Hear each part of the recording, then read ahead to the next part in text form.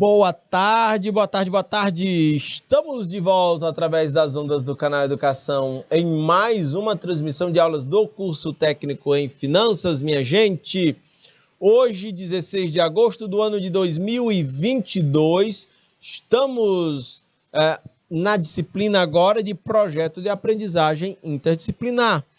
Ok? Estou diretamente aqui do Estúdio 7 e nós vamos juntos até às 16 horas. Aí a gente começa, aí a gente vai para um intervalinho de 20 minutos, ok? Mas antes do lanche, nós temos, para finalizar aqui, o nosso conteúdo que trata de empresas familiares. Porque certamente pode ser que é muito provável que as empresas onde vocês possam estar trabalhando como futuros técnicos em finanças possam ser também empresas familiares. É importante a gente estar ligado, né, nos detalhes, nas nuances de como essas empresas funcionam, para que quando chegar o momento a gente consiga se inserir da forma mais estratégica possível. Tá bom, minha gente? Beleza? Câmbio. Diretor, por favor, pode botar o slide todo aí na tela. Beleza. Empresas familiares, suas contribuições para a economia local. Deixe-me calibrar minha canetinha mágica e vamos adiante. A ideia aqui, o objetivo de aprendizagem é reconhecer as características e a importância das empresas familiares dentro de uma realidade local. Estou olhando aqui pelo estúdio, os polos conectados conosco, Francinópolis, Joca Marques, Parnaíba e Queimada Nova. Boa tarde. Vamos adiante, Eliakim, Pedro Gomes, Natalice, quem mais aqui? Eu tenho o Otávio, vamos adiante. Minha gente, quando não há distinções entre os recursos ou despesas pessoais e dos negócios, deixa eu destacar isso aqui em verdinho. Botar o marca-texto verdinho. Quando não há distinção dos recursos e despesas pessoais. Um minuto. E dos negócios. Olhe, isso aqui é treta, isso aqui dá boletim de ocorrência, viu? Além também de distinções entre o local de trabalho e a vida em família, essa confusão pode causar grandes problemas dentro de uma empresa familiar.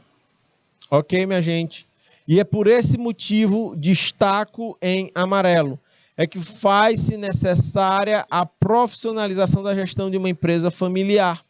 Ok? Que ultrapassa ou vai ultrapassar a organização aqui representada pela figura do fundador, pois essas empresas acabam tendo uma identidade muito grande com o fundador, né? Ele foi o empreendedor, ele foi quem mobilizou recursos materiais, humanos e financeiros e empreendeu, sacam? Então é natural que a empresa tenha uma identificação muito forte com este empreendedor. O detalhe é que a necessária profissionalização da gestão ao longo do tempo, ela possa ultrapassar, não é, a organização do ponto de vista dessa figura do fundador. Para que a empresa, de fato, consiga... Porque o fundador, ele não é Highlander, ele não vai viver eternamente, né?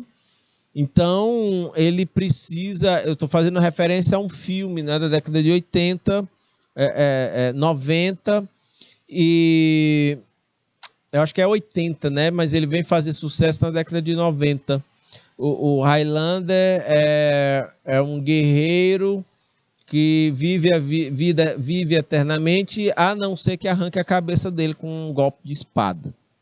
É muito massa o filme. Então, como esse empreendedor da empresa familiar, como ele não é um Highlander, ele não vai viver eternamente. Então, vejam, há uma necessidade de a empresa até despersonalizar, se ela quer ter uma imagem, não é, longeva, não é, bem sustentável ao longo do tempo e também das gerações. Essa coisa curiosa, eu estou falando da figura do empreendedor, mas às vezes, volta aqui a imagem para mim, diretor, por vezes uma marca ela se associa a um determinado garoto propaganda na publicidade, no marketing, e depois a empresa tem dificuldade de se desvincular daquele garoto propaganda, porque fica muito forte, né? Fica muito forte aquela figura. Tem uma marca de cerveja, que é a Kaiser, né? Ela, quando eu era muito criança, década de 80, me lembro demais, as propagandas da Kaiser, elas eram associadas a um garoto propaganda que era o baixinho da Kaiser. Ele era o baixinho, ele usava uma boinazinha, bigodão, mas ele baixinho, e todas as propagandas da Kaiser tinham o baixinho da Kaiser. Ficou muito famoso ele ficou muito famoso. O detalhe é que depois a Kaiser sentiu a necessidade de modernizar, de atualizar a marca para buscar novos públicos, e o baixinho era sempre algo que remetia ao passado. Então, levou-se um tempo até conseguir desvincular aí E a Kaiser nunca foi líder de mercado, e nesse tempo todo também ela nunca chegou a ameaçar a liderança, ok? E tem outros exemplos aí, né, de garotos propaganda que as marcas usam, depois tem dificuldade de desvincular, e essa profissionalização da gestão, por vezes, ela precisa fazer isso para desvincular a imagem daquele grande empreendedor que iniciou o negócio, mas que a empresa precisa seguir em frente, ela precisa fortalecer a marca e tirar um pouco da identidade lá do seu fundador, né? Por vezes isso se torna interessante, se torna necessário. Ou não, ou às vezes a empresa realmente mantém a figura associada, e existe cases de sucesso de marcas que continuam mantendo ali a conexão direta com seus fundadores. Um exemplo disso é a Ferrari, né? A Ferrari, que foi...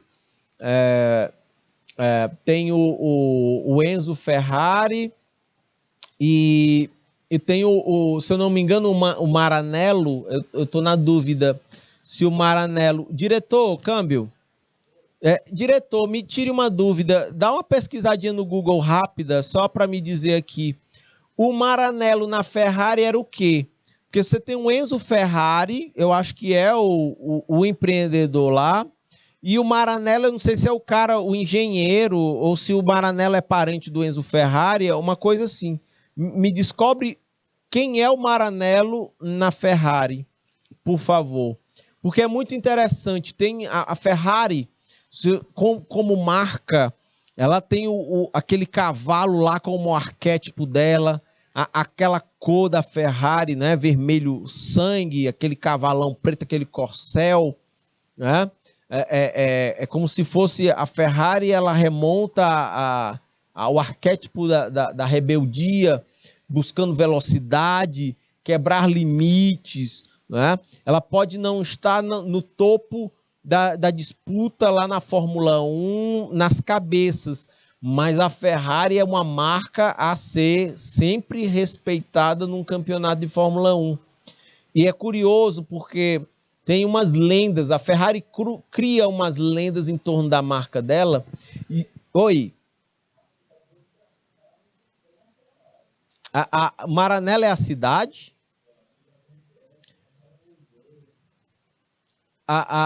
Então, Maranello não é a pessoa, é uma cidade. Então é na cidade de Maranello e a história é com o Enzo Ferrari. Então, é assim. Então vejam. O Enzo Ferrari, ele ia passear com o filho lá na cidade de Maranello. Pronto. Então eles estavam saindo à noite no carro, né? E o filho do Enzo, olhando para trás do carro, pelo vidro de trás, e ficou dizendo assim: papai, o que é aquilo? O que é aquilo que está seguindo a gente? Aí o Enzo Ferrari olha assim para trás e diz assim: é a lua, meu filho. É a única coisa que pode seguir uma Ferrari. É a lua. Sabe? Então, assim, são as histórias interessantes e a Ferrari é um case que ela nunca desvinculou o grande fundador e empreendedor da sua marca, porque também tem essa coisa. Apesar da Ferrari apresentar esse arquétipo do rebelde, mas ela também consegue remontar isso à tradição. Né? E essa figura do fundador, ela é uma amostra disso. Percebam que nenhuma outra marca da Fórmula 1 tem tão forte identificação com o empreendedor lá do que a Ferrari. As outras todas, a marca é muito maior do que quem criou.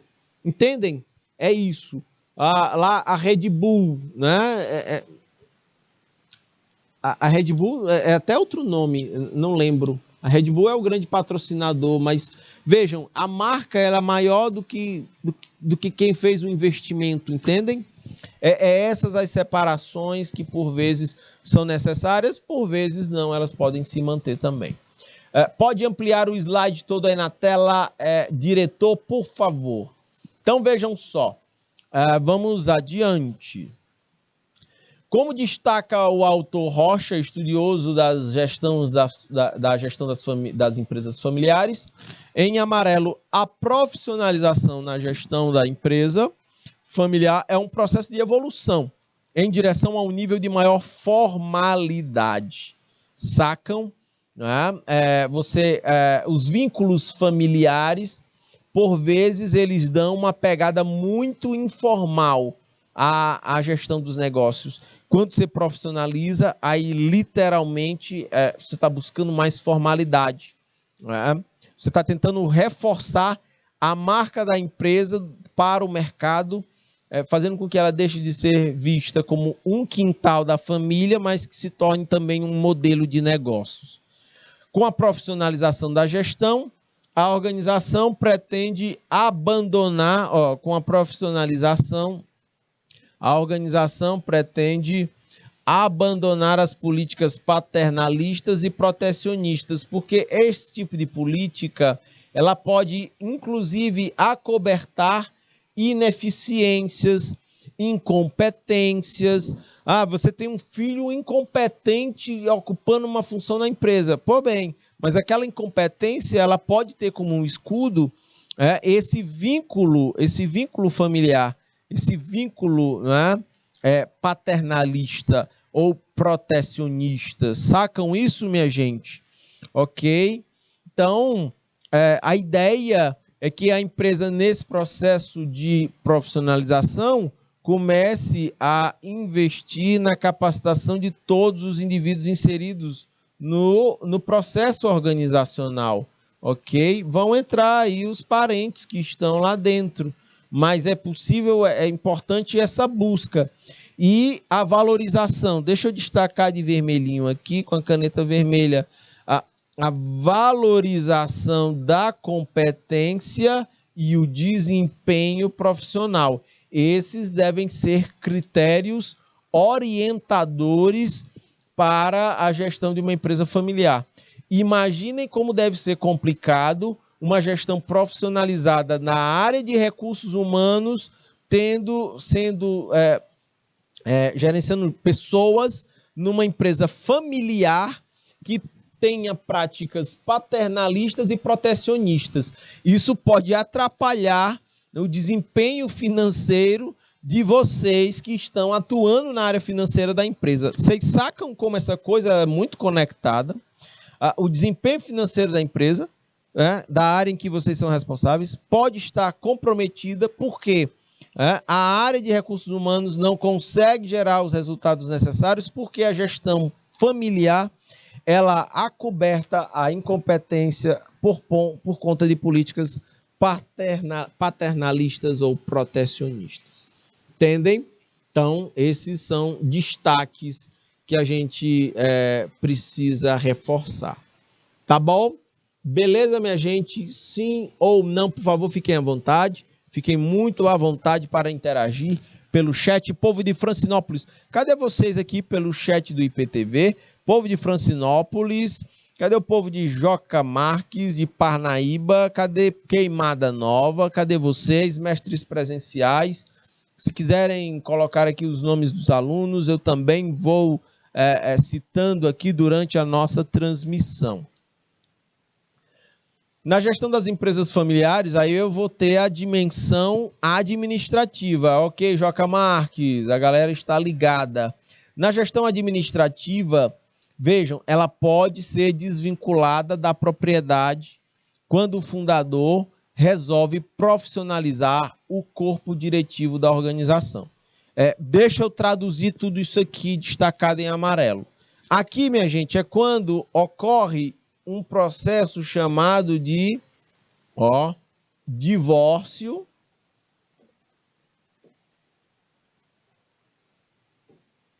da gestão e da propriedade.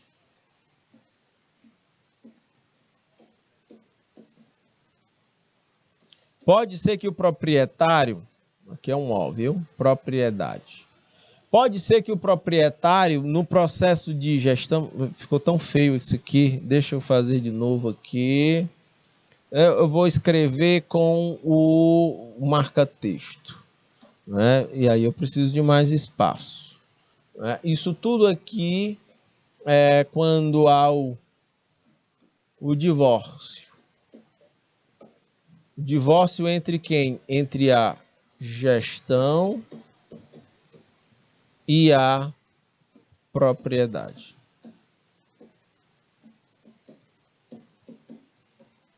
Ok, e a propriedade. Aqui é um R, aqui é um P, aqui é um E, propriedade. Ok, minha gente, quando há um divórcio entre essas duas coisas aqui. O Ribeira do Piauí está dizendo aqui, boa tarde, professor, beleza.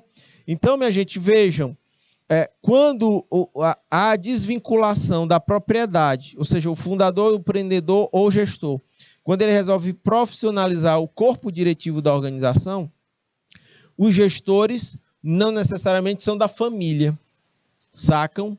Ou seja, os postos de tomada de decisão na empresa, eles não são mais da família fundadora, ok? Para tais cargos, serão preenchidos aí, tais cargos, para ocupar tais cargos, é preciso que sejam pessoas que demonstrem ter habilidade e competência. Ok, minha gente? Aí muda tudo de figura.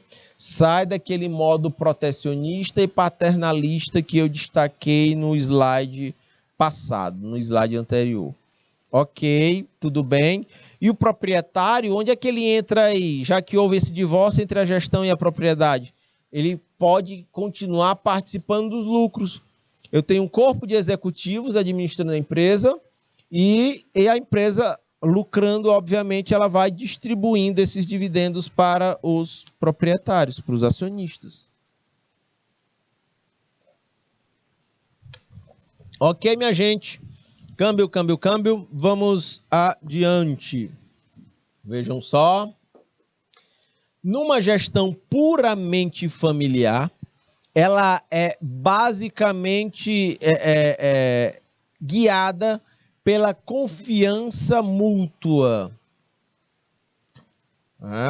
Numa empresa familiar, um dos critérios é a confiança mútua provocada pelo vínculo comum, ou seja, pelo vínculo familiar, o que cria isso acaba criando uma ligação de lealdade e submissão. ok? Quando o grande empreendedor lá, ele vai preencher os postos de tomada de decisão com base em critérios de vínculo familiar. Aí você vai ter pessoas na empresa, a ideia é buscar lealdade e submissão por parte do empreendedor.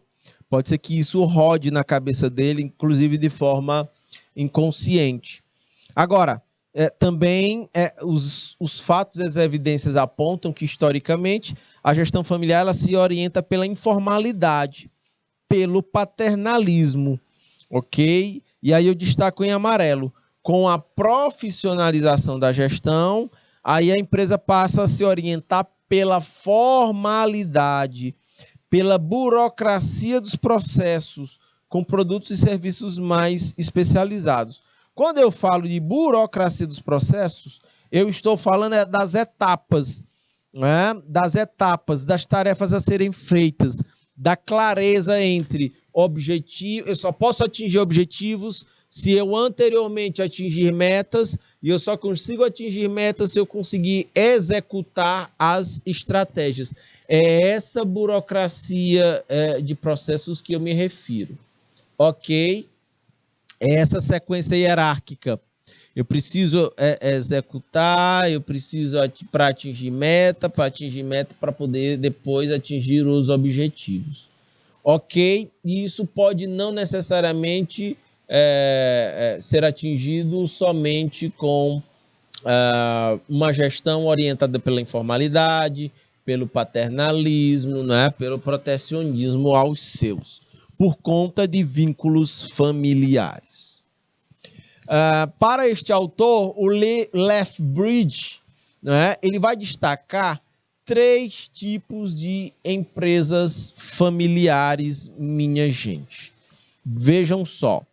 Primeiro ponto, a empresa familiar tradicional. Aqui os negócios são de domínio completo, né, cujos negócios são de domínio completo da família. Ok? Eles preenchem todos os... nesse tipo de gestão tem pouca transparência financeira, pouca transparência administrativa e são empresas de capital fechado. Por capital fechado, deixa eu deixar isso aqui mais claro para vocês. Marca texto, eu vou fazer um desenho aqui de um capital social de uma empresa. É o capital social de uma empresa. E nesse capital social, eu vou ter aqui uma sociedade. Bora imaginar que eu tenha essa empresa, ela vai ser do Sandro e da Sandra. Eles são irmãos, ok? Essa empresa é de capital fechado. Eu sei quem são os acionistas dela. É o Sandro e a Sandra Mota.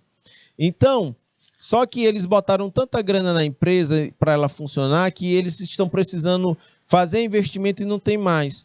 Então, eles precisam capitalizar a empresa. Então, eles vão fazer uma reestruturação societária. Eles vão mexer aqui na estrutura de poder da empresa e vão fazer assim. A linha vem mais para cá, divido, Sandra, Sandro, tá aqui. E o restante da empresa, do capital social da empresa, ele vai ser fatiado em ações. O capital social vai ser dividido em ações. Uma ação é a menor parcela do capital social de uma empresa. Tá aqui. Tenho muitas ações aqui. E o que é que acontece? A Sandra e o Sandro, eles mantiveram o controle da empresa. Tá aqui, o capital está protegido deles aqui, ó, essa partezinha aqui, em vermelha. Esse restante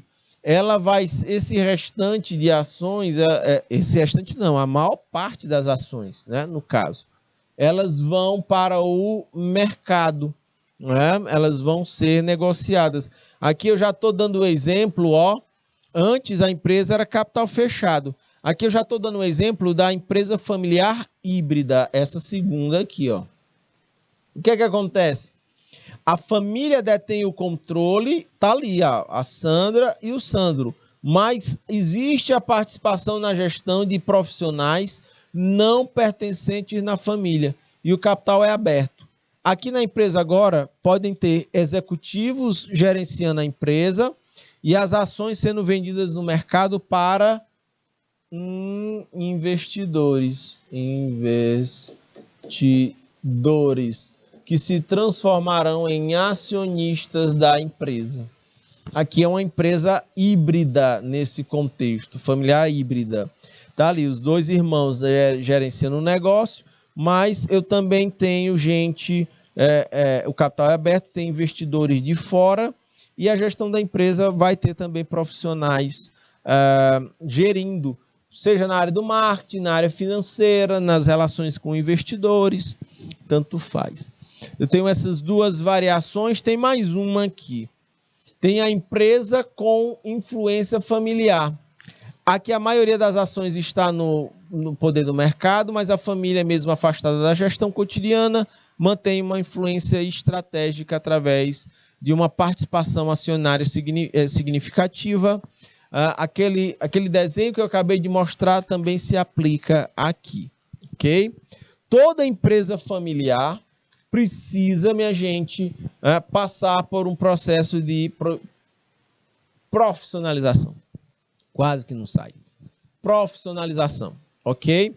Porque o mercado ele tende a estar mais competitivo, não é? A concorrência se acirra, os consumidores são cada vez mais exigentes, não dá para ficar tocando os negócios somente do ponto de vista intuitivo. Pois, e outro detalhe, sem gestores profissionais na área administrativa, sejam eles membros da família fundadora ou não, a empresa corre riscos de estar fadada ao fracasso. Ok? É preciso destacar, ressaltar que o primeiro passo para uma empresa familiar se tornar profissional não é somente contratar administradores ou gestores que não pertencem à empresa. Não é só isso, né? Quero profissionalizar a gestão da minha empresa. Então, eu saio dentro, meus parentes saem, a gente contrata executivos para irem lá gerenciar os negócios. Não é só isso. Está destacado em amarelo. O principal é a mudança de atitude que a empresa assume, buscando a profissionalização. Por conta disso, isso envolve essa profissionalização, decisões estratégicas, mudança na cultura. Quando eu falo mudança na cultura, eu estou falando de normas, eu estou falando de hábitos, de costumes, ok? Eu estou falando da forma de pensar, de agir, são novos valores, valores. Se a empresa não tem características de transparência, ela precisa ter. Se a empresa é muito protecionista com os parentes que ocupam funções, bem, os critérios precisam mudar para desempenho, ok? E competência, sacam? São atitudes, são crenças, são comportamentos tanto de funcionários como de gestores.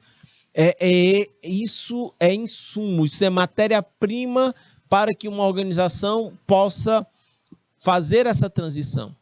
Para que uma empresa faça essa transição entre ser familiar e profissionalizar suas tomadas de decisões, seus processos e a própria operação, né, produtiva. Ficou claro, minha gente? Sim ou não, por favor, me digam aí pelo chat. Câmbio.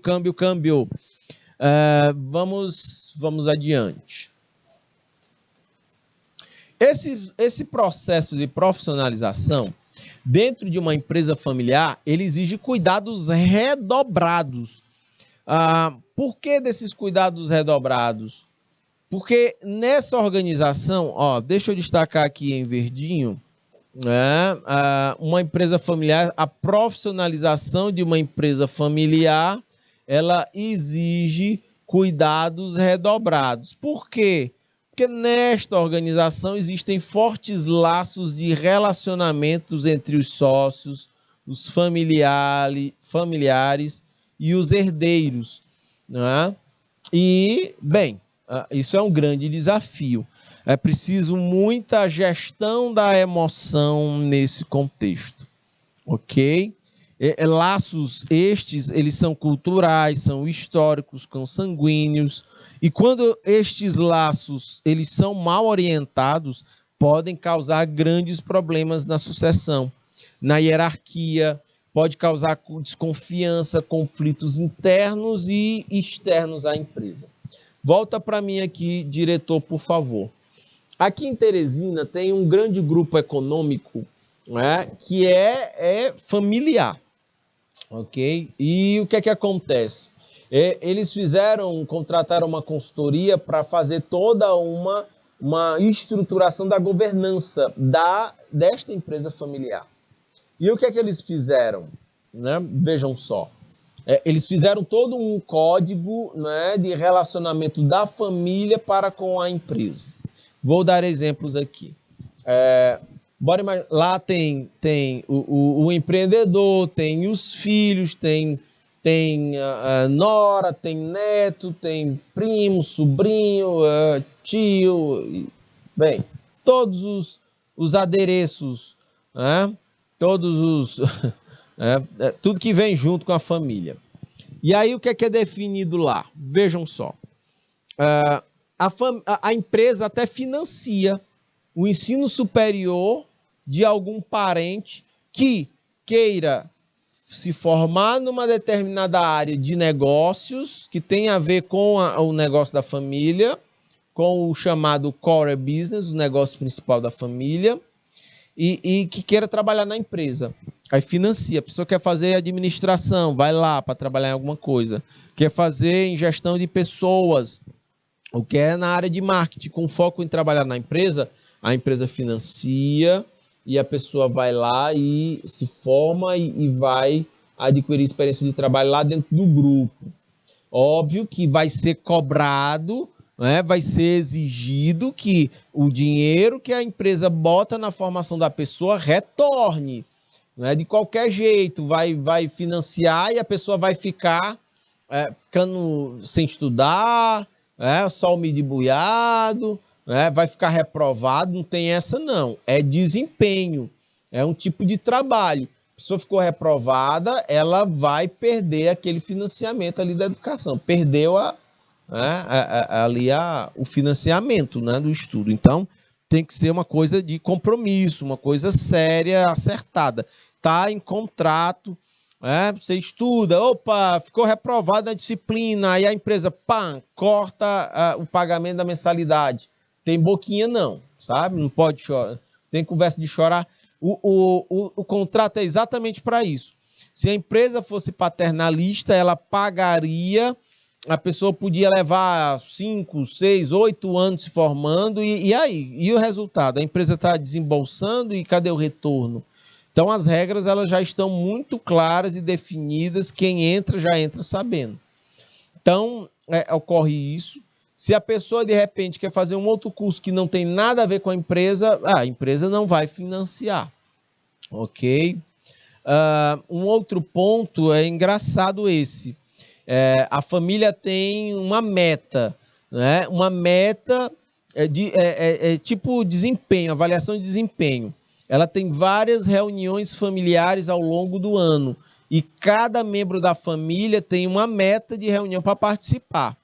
Tem que participar de todas, você pode faltar, acho que no máximo 2. E justificado, tem que ser uma justificativa plausível, aceitável.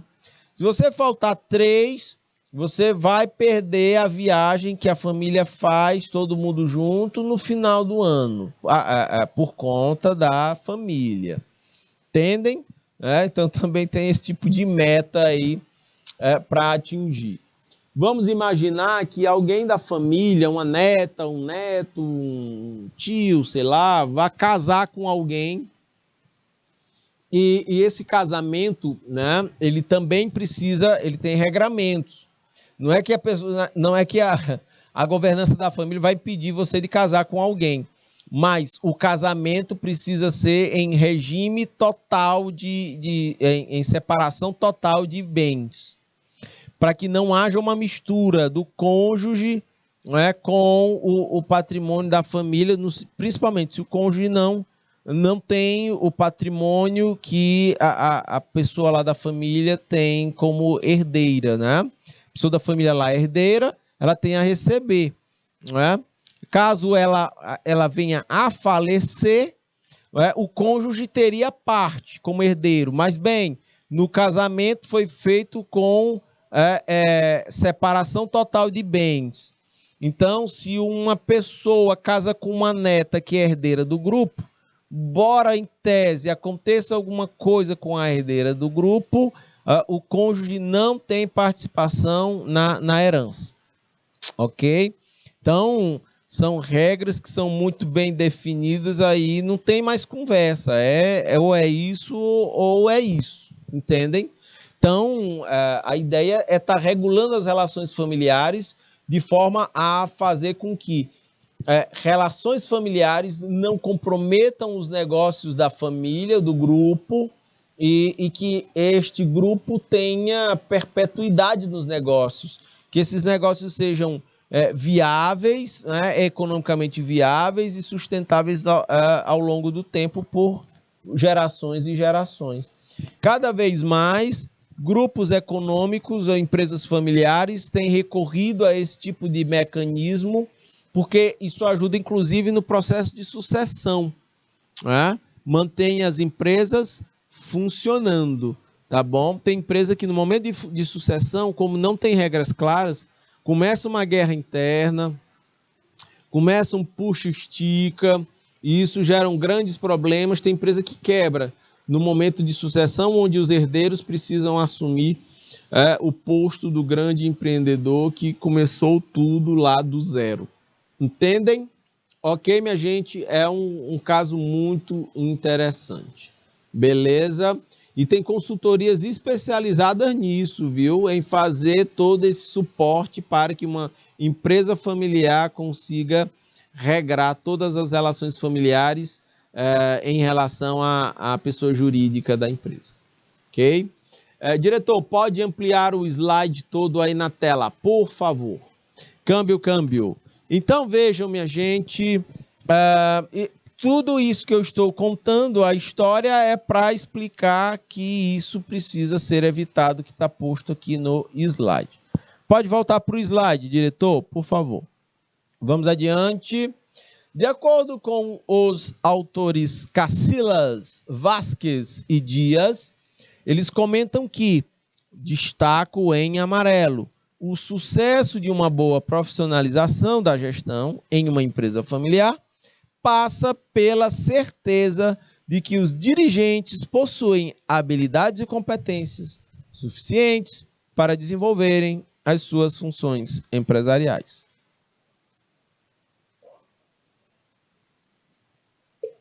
Ok? Parte daí a necessidade, minha gente, de familiares engajados na empresa. Isso aqui é importante, viu? É que hajam familiares engajados na empresa e que busquem constantemente profissionalização e grau de conhecimento e de competência técnica para a atuação lá na empresa familiar, ok? Então, existe esse ponto aí. Preciso que haja uma maturidade, que as pessoas estejam dispostas, literalmente, engajadas, se envolvam na empresa para que isso aconteça. Vamos adiante. Um novo modelo de organização produtiva e empresarial, minha gente, ela se caracteriza por possuir, não é, maiores graus de flexibilidade organizacional e também capacidade de inovação. Hoje em dia, com o mercado mutante como ele está, competitivo como ele está, é fundamental. Vou destacar aqui em vermelhinho, só um minuto, aqui em vermelho. Deve possuir maiores graus de flexibilidade organizacional e capacidade de inovação. O detalhe é que este modelo de organização produtiva, ele choca com com determinados objetivos de uma empresa familiar. Olhem aqui os objetivos de uma empresa familiar. Marca texto, verdinho. É que se tenha a propriedade e o controle da empresa, a família tenha, né? Aqui busca-se a propriedade e o controle sobre a empresa, o poder é da família dentro da empresa, e a intenção é de transferir a empresa para futuras gerações. Vejam que esses são objetivos bastante rígidos, diferentemente desses graus de flexibilidade organizacional.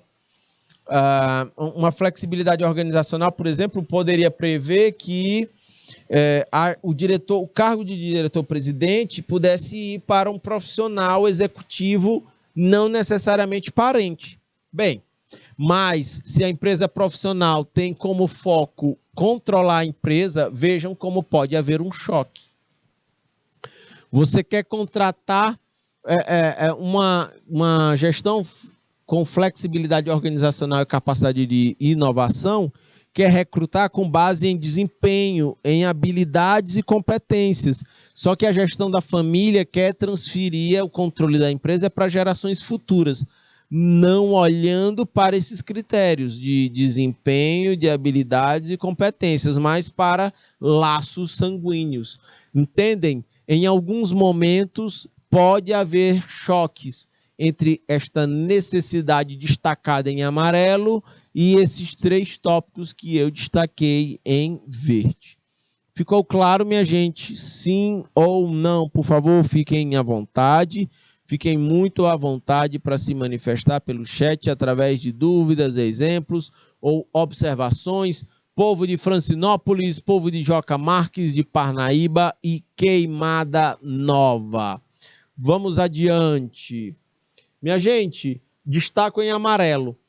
Para que seja implementado um sistema de gestão empresarial, com o mínimo de riscos, é necessário se fazer um planejamento estratégico empresarial, ok? Esse planejamento estratégico empresarial ele serve para micro, pequenas, médias e grandes empresas, sejam empresas familiares ou não, isso aqui é fundamental. A capacidade de planejar razoavelmente as atividades da empresa. Esse tipo de planejamento em uma empresa familiar, ele se torna cada vez mais importante para quem quer uma vida empresarial com longevidade, em que a família esteja administrando os negócios.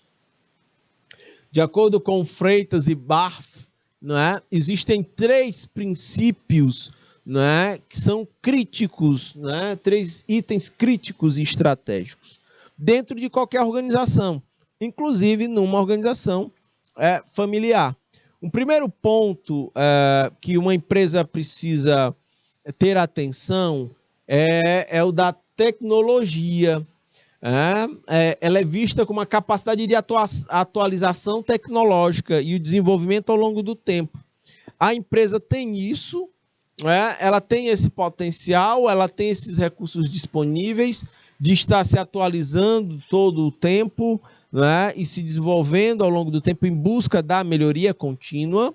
Lembre-se que a gente acabou de ver na aula passada exemplos de empresas que não conseguiram se manter competitivas ao longo do tempo no mercado.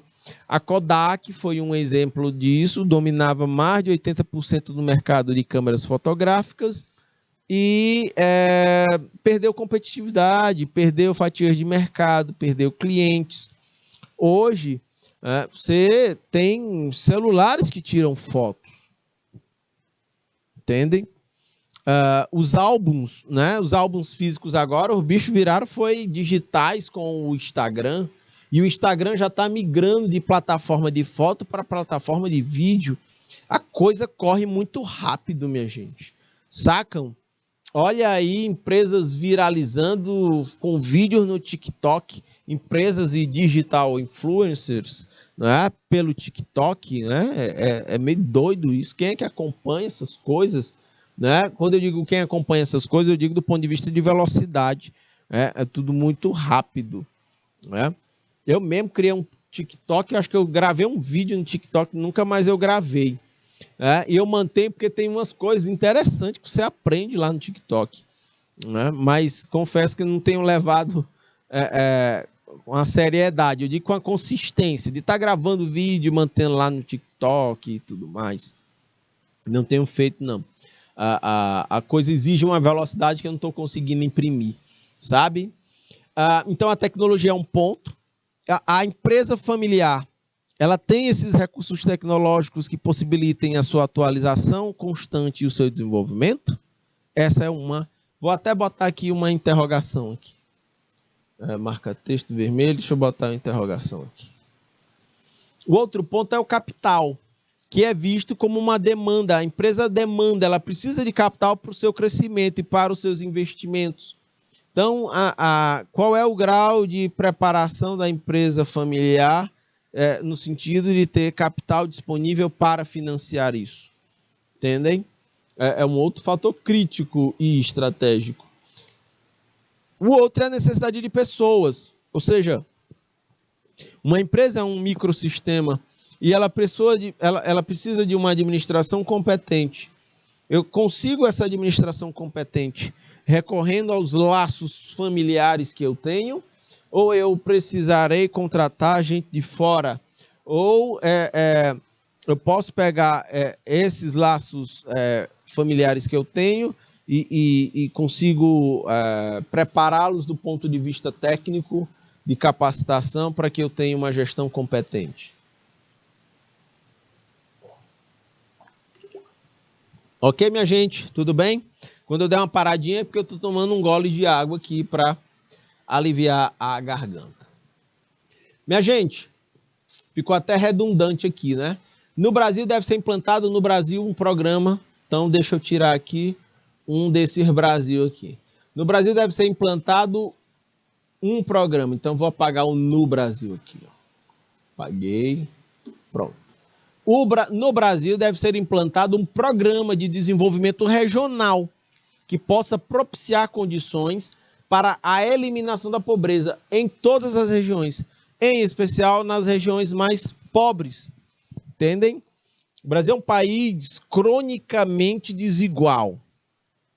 Sacam? Precisamos enfrentar essa desigualdade. Agora, digo outra, essa desigualdade, um dos tópicos, um dos pontos muito importantes é que ela possa ser enfrentada pela via da educação, onde a pessoa consiga, de fato, se tornar habilidosa e competente para se inserir em determinadas áreas do mercado de trabalho, mas também tenha uma formação enquanto indivíduo, né, do ponto de vista integral, como cidadão, né, como um sujeito de direitos e de obrigações, de responsabilidades, entendem? Nessa toada de eliminar a pobreza, a gente precisa ter uma atuação na mesma frequência. Pessoas, governos e empresas. Né? Quem sabe ONGs, fundações, cooperativas, associações, esses entes sem fins lucrativos. Todos numa grande rede trabalhando em função de superação da pobreza. Né? É preciso a participação de uma parcela significativa da população no mercado de consumo, minha gente, principalmente de trabalho, e, consequentemente, ocasionará uma redução das desigualdades de renda. A gente precisa ser capaz não só de qualificar mão de obra para entrar no mercado de trabalho. A economia precisa crescer. Né? Eu preciso ter mais investimentos, porque mais investimentos em infraestrutura, é mais grana injetada na economia, eu tenho mais empresas novas sendo criadas, empresas já criadas aumentando o tamanho, suas estruturas, elas vão comprar mais matérias-primas, elas vão encomendar essas matérias-primas, vão contratar mais pessoas, essas pessoas estavam desempregadas, agora têm renda e vão começar a consumir, e as empresas voltam novamente num ciclo de aumento de vendas, vão lucrar mais, vão reinvestir esses lucros, sacam? Aí a gente vai ter mais grana circulando da economia e, consequentemente, estarão contribuindo para a redução da desigualdade de renda. Volto a dizer, a renda média do brasileiro está tão achatada que ela, em média, está na casa dos R$ 1.300, em média. No Nordeste, chega a 870 e poucos reais a média de rendimento do piauiense, do nordestino. Sacam? Então, tem muita coisa para fazer. E as empresas familiares, elas têm um papel a cumprir nesse segmento. Tá bom? Precisam de apoio para que isso aconteça. Vejam só, nesse contexto, a gente precisa de uma sinergia e de uma conexão muito forte entre universidades, entre os poderes públicos, né, prefeituras, governos do estado, governo federal, centros de pesquisa, né, todo mundo junto aqui, e a ideia é isso aqui, ó, é o papel de estimular as inovações, reduzir custos de produção das empresas locais, principalmente estimular a sua atuação nos mercados internos, quem sabe estimular empresas locais a venderem seus produtos no exterior. Sacam isso? Aí a gente vai ter um modelo muito interessante, capaz não só de absorver mão de obra qualificada, mas de gerar renda e postos de trabalho e mais como elementos, né, para enfrentar as desigualdades sociais. Bem, aqui, de acordo com Souza, aí tem uma fala muito interessante. Ele vai destacar aqui a teoria do crescimento endógeno. Similarmente, a teoria dos polos afirma que a região dentro de si, ela tem as fontes do seu próprio crescimento. Aí em Francinópolis, aí em Joca Marques, aí em Parnaíba, aí em Queimada Nova, essas regiões têm dentro de si as fontes do seu próprio crescimento. É o meio que cria as condições para atrair capitais de outras áreas, né? E isso se torna ainda mais importante nesses tempos de globalização, minha gente. A ação cooperativa desses agentes, quando eu digo agentes, eu estou dizendo universidades, governos, eu estou dizendo pessoas, eu estou dizendo empresas. Tudo isso contribui para a formação do capital ao gerar economias externas de escala, reduzindo custos de transação, criando condições para atrair empresas de maior porte. Tá bom, minha gente? Câmbio, é fundamental que isso aconteça. A gente tem que criar a teoria, volta aqui, diretor, para mim. O que é que diz a teoria dos polos? É que uma região, seja uma cidade, uma região, um estado ou um país, precisam se tornar atrativos para fluxos de pessoas e fluxos de negócios.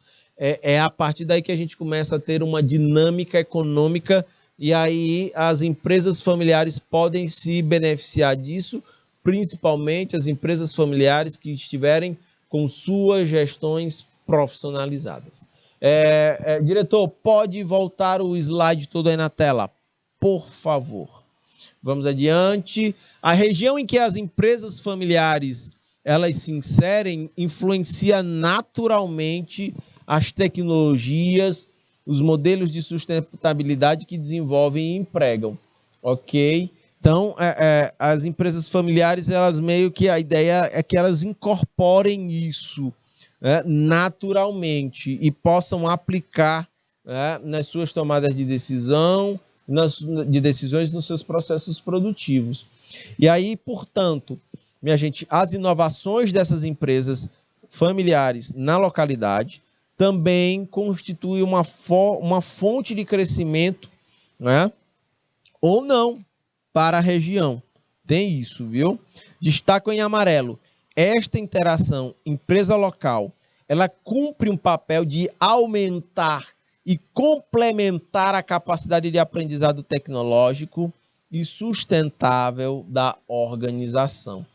Então, é óbvio que existem muitos desafios numa empresa familiar, ok? Mas os potenciais, eles são fabulosos nesse sentido. O que é necessário é preparação, né? Preparação para que a gente consiga criar um ambiente, né?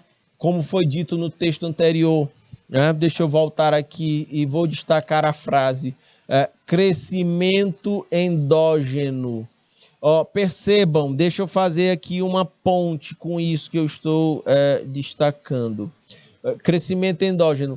A modernização da agricultura piauiense, ela se deu com gaúchos vindo do interior, lá do sul do estado, e empreendendo na produção de grãos. O crescimento foi exógeno, o crescimento, ele veio de fora para dentro. A gente precisa criar condições de promover esse crescimento endógeno de dentro para fora. No agronegócio, no turismo, na infraestrutura, na geração de energias renováveis, na mineração, ok? É isso que é preciso ser feito. E as empresas familiares têm seu papel aqui, ok? Em um momento marcado pelo poderio notável das grandes corporações controladas por milhares de acionistas anônimos, destaco em amarelo, em toda a parte, o peso econômico das companhias, das empresas controladas por famílias, não perdeu vigor e permanece elevado. Minha gente, 70% na Espanha são de empresas de famílias, são empresas familiares. Na Inglaterra, 75%. Na Alemanha, 80%, 90% no Brasil, né? Gravita entre 80% e 90% no Brasil. Nos Estados Unidos, os grupos familiares empregam até 62% da força de trabalho, né? Respondem por 64% do PIB, né? E movimenta 2/3 da Bolsa de Nova York, a Bolsa de Valores, de acordo com o autor Lethbridge. Né? Vamos adiante. A ação de empresas familiares na região, destaco em amarelo, podem gerar formação e qualificação profissionais através da promoção de cursos de especialização, incentivo da participação dos funcionários nesse curso, a participação em feiras para exposição de produtos e serviços. Isso pode gerar empregos e renda para as famílias da região, valorizam as empresas locais, fornecedores locais na cadeia de suprimentos, dependendo da região onde elas estejam inseridas, meus caros futuros técnicos em finanças, ok? Eu quero mostrar para vocês agora alguns exemplos de empresas familiares mais antigas do mundo. Essa Kongugumi aí do Japão, minha gente, ela atuou no ramo de construção. Ela foi fundada em 578 depois de Cristo. Estava na 40ª geração. Essa empresa aí, ela opera há mais de 1.400 anos construindo templos, ok? Templo que existe até hoje. Até pouco tempo ela funcionava, mas em 2007 ela quebrou, viu? Mas era a empresa a mais antiga do mundo até os dias de hoje. Essa outra aqui no Japão, a Hoshi Ryokan, ela trabalha na atividade de hospedagem, foi fundada em 718 depois de Cristo. São 46 gerações de familiares na gestão dessa empresa. Ela é como se fosse um hotel que recebe até 450 pessoas, tem fontes de águas termais, é bem interessante isso aí. Nós temos aqui um vinhedo, museu e coleção de borboletas, esse chateau aí na França. A fundação foi no ano 1000, nós estamos em 2022, né? Então tem um castelo aí, e ela atua há mais de... foi fundada no ano de 1000 aí, então é muito antigo, tá bom? Minha gente, olhando para o relógio agora, são 16 horas, eu vou para um intervalo, vocês vão lanchar e depois voltam para assistir mais aula. Grande abraço, fiquem com Deus. Tchau, tchau.